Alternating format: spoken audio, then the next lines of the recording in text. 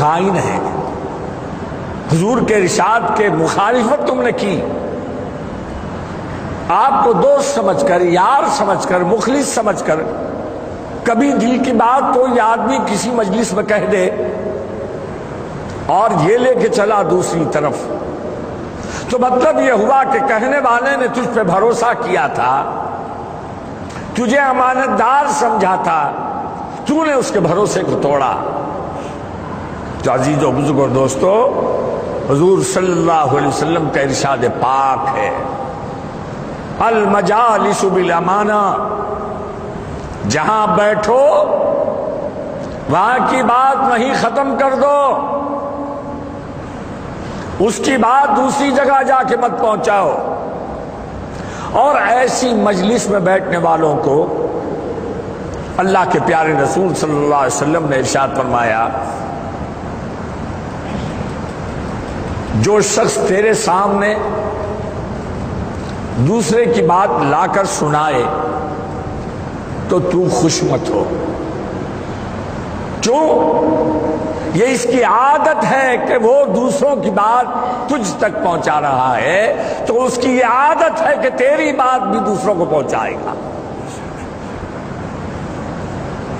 ایک اللہ والوں کے پاس ایک شخص آیا، آ کر کہنے لگا کہ حضرت فلاں آدمی آپ کو یہ کہہ رہا تھا، یعنی گالیاں دے رہا تھا، آپ کے بارے میں برا بھلا کہہ رہا تھا۔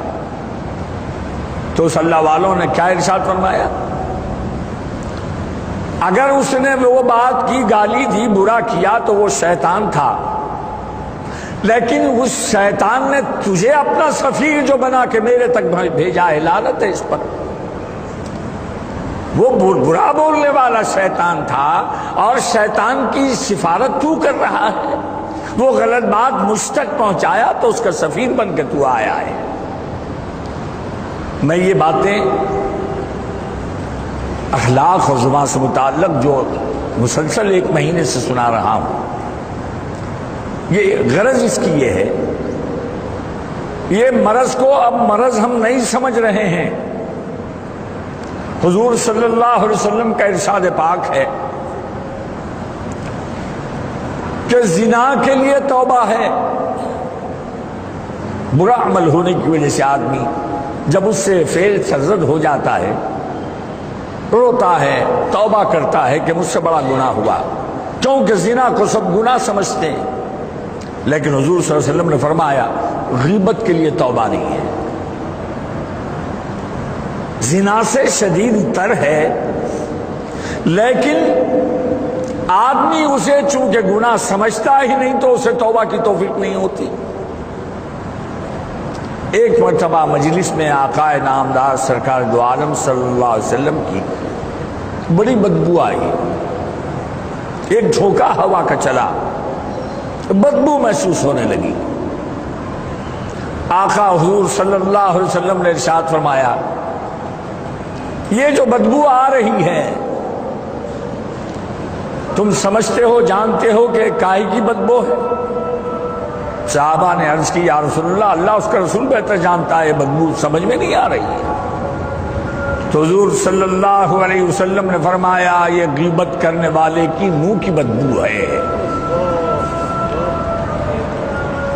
اور ایک حدیث پاک میں حضور نے یہ بھی فرما دیا کہ چغلی غیبت جو لوگ کرتے ہیں، قیامت میں وہ جو بدبو میں مبتلا ہوں گے، ان کے منہ سے جو بدبو نکلے گی، اس دنیا میں اگر ایک غیبت کرنے والے کی بدبو پھیلا دی جائے تو ساری دنیا والوں کا جینا حرام ہو جائے۔ تو اس لیے حضور صلی اللہ علیہ وسلم کا ارشاد پاک ہے، اپنی مجلسوں میں ایسے لوگوں کو جگہ نہ دو، عزت نہ دو۔ یہ گھروں کو توڑنے والی گفتگو یہی ہوتی ہے، خاندانوں کو بکھیر دینے والے یہی امراض زبان ہے۔ بھائیوں میں اختلاف، گھر ٹوٹ جاتا ہے، میاں بیوی میں اختلاف ہو جاتا ہے۔ ایک بڑی دلچسپ حکایت غالباً امام غزالی رحمۃ اللہ علیہ نے لکھی کہ بازار میں غلام بیچا گیا، بہت اچھا خوبصورت سمجھدار تھا، لیکن جو مالک تھا وہ مالک اس کی ایک بری عادت کی وجہ سے اسے گھر میں رکھنا پسند نہیں کیا۔ بازار میں لا کر اعلان کیا کہ یہ غلام ہے، یہ اس کی خوبیاں ہیں۔ پہلے کہ اللہ والے لوگ جو تھے، جو اپنی تجارت کرتے، سامان بیچتے، تو وہ لوگ کام اس چیز کی خوبی بھی بتاتے، خرابی بھی بتا دیتے۔ آج کا دور یہ ہے بڑے ہنر سے خرابی کو چھپا کے بیچا جائے، صرف اچھائیاں چیزوں کی بیان کی جائیں۔ حضور صلی اللہ علیہ وسلم نے مسلم تاجر کی جو علامت بتائی وہ صدوق ہوتا ہے، سچا ہوتا ہے، اور جو تاجر سچا ہوتا ہے آقا نے ارشاد فرمایا کہ تاجر الصدوق یحشر مع الانبیاء۔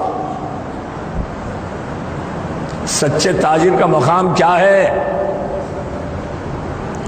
تجارت کو ہم دنیا کا کام سمجھتے ہیں، میرے بھائیوں یہ دنیا کا کام ضرور ہے، اللہ اس کے رسول کے حکم کے مطابق کرو، یہ عبادت ہے، تجارت نہیں، عبادت ہے۔ حضور نے فرمایا سچا تاجر جو ہوتا ہے میدان قیامت میں انبیاء کے ساتھ اٹھایا جائے گا۔ صداقت کا یہ وزن ہے، سچ بولنے کا یہ وزن ہے۔